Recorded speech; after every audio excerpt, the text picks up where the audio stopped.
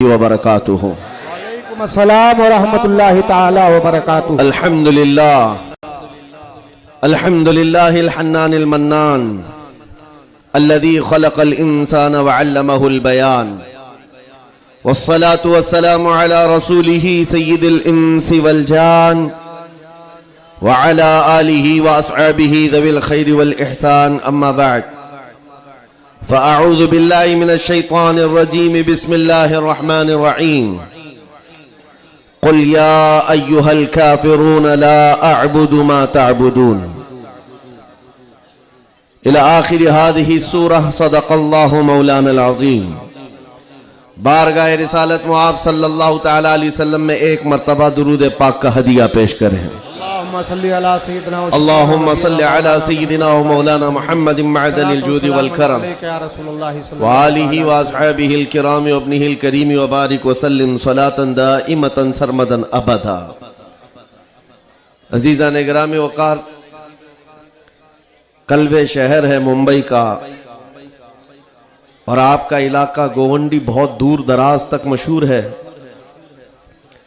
हालात ऐसे साजगार नहीं थे कि इतना बड़ा जलसा हो। हर तरफ से अफवाहें गर्म हैं और बहुत सारे मौसम के कीड़े बाहर आए हुए हैं।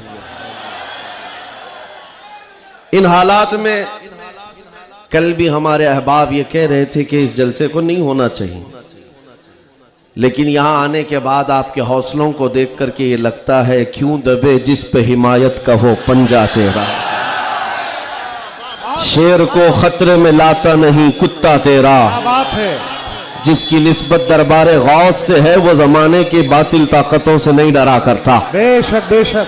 मैं मुख्तसर आज गुफ्तगू करूंगा, लेकिन एक बात जरूर बताता हूं मेरे अजीजों, तुम्हारी जिंदगी चाहे जैसी भी हो ये अल्लाह की दी हुई है। जमीन अल्लाह की है, आसमान अल्लाह का है। किसी का भीख मांग कर नहीं खाते, अल्लाह का रिस्क खाते हैं। और जब तक जिंदगी में तुम्हारे जान बाकी है, सांसें बाकी है, अखलाकी फरीजा नहीं तुम्हारी जान का ये फरीजा है। जब रब्बे जुल जलाल की जात पर या रसूल कायनात की जात पर या दीन इस्लाम पर कोई भी कुत्ता भौंके, उसका जवाब देना हर मुसलमान पर फर्ज है। हक है, हक है, हक है, हक है। मसलहत हिकमत अलग मसले।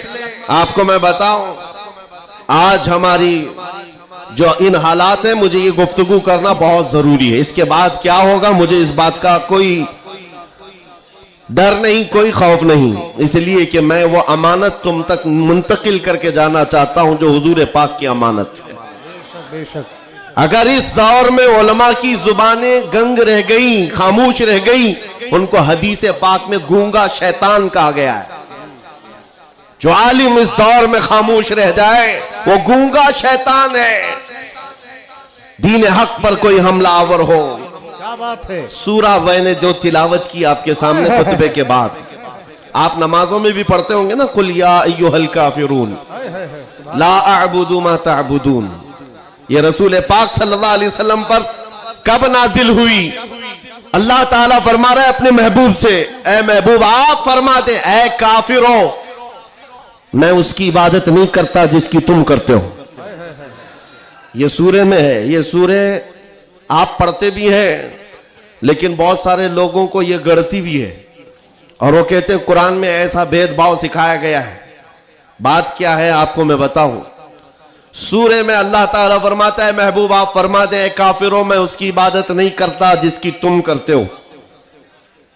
वला अंतुम आबिदून मा अअबुद, और ना ही तुम उसकी इबादत करते हो जिसकी मैं कर रहा हूं। जब है ही नहीं है ये चीज, ये सूरे कब नाजिल हुई? मुशरिकीन मक्का ने आकर एक बार हुजूर से अर्ज किया कि देखिए मसला आपका बढ़ता चला जा रहा है, ईमान वाले बढ़ते जा रहे हैं, रोज बरोज इस्लाम में दाखिल होते जा रहे हैं लोग। एक काम करते हैं, आप जो है बातिल खुदा जिनकी हम पूजा करते हैं, इबादत करते हैं, उनको बुरा भला मत कहें। नबी पाक सल्लल्लाहु तआला अलैहि वसल्लम ने फरमाया मैं शिर्क को शिर्क कहता रहूंगा। क्या बात है, माशाअल्लाह। हक। आप एक बात मैं आपको बता दूं, कोई चीज भी बुरी हो तो उसको बुरा कहा जाएगा। अखलाक से गिरी हुई चीज है तो उसको बुरा ही कहा जाएगा। दूसरा उन्होंने ऑप्शन रखा कि ठीक है आप ये कहते हैं ऐसे हैं वैसे हैं, ठीक है, एक काम करते हैं, एक साल आप हमारे खुदाओं की इबादत करें, एक साल हम आपकी खुदाओं की इबादत करें। नबी पाक सल्लल्लाहु ताला अलैहि वसल्लम ने फरमाया, मैं शिर्क से अल्लाह की पनाह मांगता हूं, मैं उसकी इबादत नहीं करता जिसकी तुम कर रहे हो। बेशक बेशक। तीसरा ऑप्शन दिया गया कि ठीक है, खाली आप हाथ रख दें हमारे खुदाओं के पास हो, और उसके बाद फिर हम और आप मिलकर के चलते रहेंगे और हम आपके साथ दीन में दाखिल होंगे। नबी पाक सल्लल्लाहु ताला अलैहि वसल्लम ने फरमाया, हाथ तो दूर की बात है, नजर उठा करके भी नहीं देखूंगा। ये सूरह नाजिल हुई है मेरे अजीज। हालात में बहने वाले जमात के उन गद्दार मुनाफिकीन को मैं बता रहा हूं, जो जैसा देश वैसा भेष के नारे लगाते हैं। जब हालात ऐसे आ जाएं तो उनको सब करना पड़ता है। तुम रसूल पाक के नहीं हो सकते। मेरे आका ने फरमाया है, रब तबारक व ताला की जो इबादत करता है फिर वो किसी और की इबादत नहीं कर सकता। अजीजा ने गिरामी वकार, ऐ मोमिनो, हालात जैसे भी सख्त आ जाएं, एक बात मैं आपको बता दूं, किस बात से डर है तुम्हें, किस बात से खौफ है तुम्हें? मेरे अजीजों, मैं तो कहता हूं कम से कम सुन्नियों को तो हालात से नहीं डरना चाहिए जो हर साल करबला सुनते आते हैं। यजीद के नाच को देखा है, सुना है, और हुसैन आजम के बच्चों की मजलूमियत भी सुनते आते हैं। ऐसे हालात तो नहीं आए कि तुम्हारे 6 माह के बच्चों के गले में तीर चलाया गया हो, फिर डर किस बात का है, खौफ किस बात का है? हाँ, एक बात मैं आपको बता दूं, तुम्हारा यकीन इतना पुख्ता हो जाए कि एक लफ्ज बार बार हम दोहराते हैं, और कुछ लोगों ने आज मजबूर भी कर दिया है कि हम और कहें अल्लाहु अकबर, अल्लाहु अकबर, अल्लाहु अकबर। अल्लाह सबसे, अकीदा है कि नहीं आपका? अल्लाह सबसे, यह अकीदा कब आया आपके पास पता है? जिस दिन तुम पैदा हुए थे, तुम्हारी मां की गोद में आए, मुअज्जिन आया, कोई मौलवी आया और कान में सबसे पहले क्या कहा? सबसे पहले क्या कहा? अजान दी जाती है कि नहीं बच्चे के कान में? जो भी बच्चा पैदा हो उसके कान में अजान, और अजान का पहला लफ्ज क्या है? डर करके तो नहीं बोल रहे, जोर से बोल। हाँ, अब ये आवाज वहां तक भी पहुंचेगी। सबसे पहला कलमा था अल्लाहु अकबर, और उसके बाद जब तुम होश में आए, जहां से चलते थे वहां से आवाजें आती थी, अल्लाहु अकबर, अल्लाहु अकबर। और उसके बाद जिंदगी तमाम हो गई। और जानते हो, सिर्फ एक ही कौम है ये दुनिया में ऐसी, आप हैं, हम हैं, इनको सिर्फ और सिर्फ पेशानी और नाक जमीन तक झुकाना हो तो सिर्फ एक ही बात कहना पड़ता है, अल्लाहु अकबर। इस जुमले के अलावा किसी इमाम को लाओ मस्जिद में किसी इमाम को लाओ और इमाम से कहो अपने बाप का नाम ले और झुका कर दिखा, कोई कौम है ना रुकू में जाएगी ना सजदे में जाएगी। बादशाह वक्त भी हो, अकबर जैसा डिक्टेटर दीन इलाही नाम का एक नया दीन लाया था, और उसने अपने नमाजों अलग शुरू करवा दी थी और बादशाह के नाम से तकबीर कही जा रही थी, उसका भी नाम अकबर है।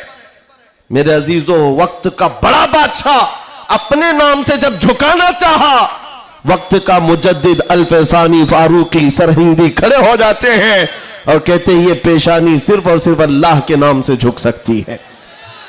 कोई बादशाह अपने नाम से तुम्हें झुका सकता है?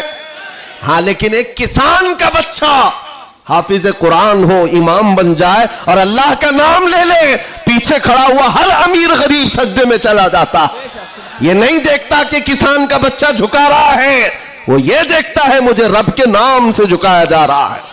दुनिया की वाहिद कौम हो जिसको झुकाना हो तो सिर्फ अल्लाह का नाम है।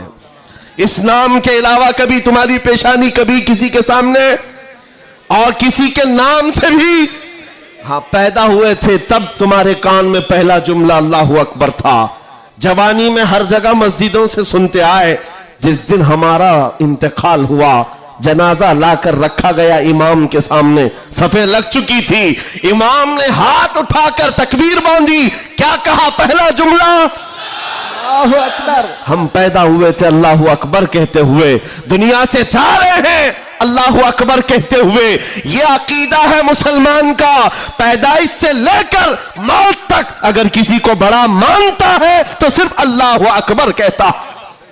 इसके अलावा ताज और तख्त की पूजा हमारे यहां नहीं होती। 5 साल 10 साल हुकूमत करने वाले कोई देवता नहीं बनता, ना ही हमारे यहां नबी की इबादत होती है। इबादत सिर्फ अल्लाह की है। आज तुम सबके लिए जो चीज फर्ज बन चुकी, फर्ज वो क्या है जानते हो? वो फरीजा मैं अदा करना चाहता हूं। आज जंग का मैदान बना दिया है सोशल मीडिया को, और लोग हमसे ये कहते हैं आप खामोश रहे तो उधर से कुछ नहीं होगा। मियां, हमारा दीन ऐसा है कि हम अपनी बातें लोगों तक पहुंचाने में मसरूफ रहते हैं।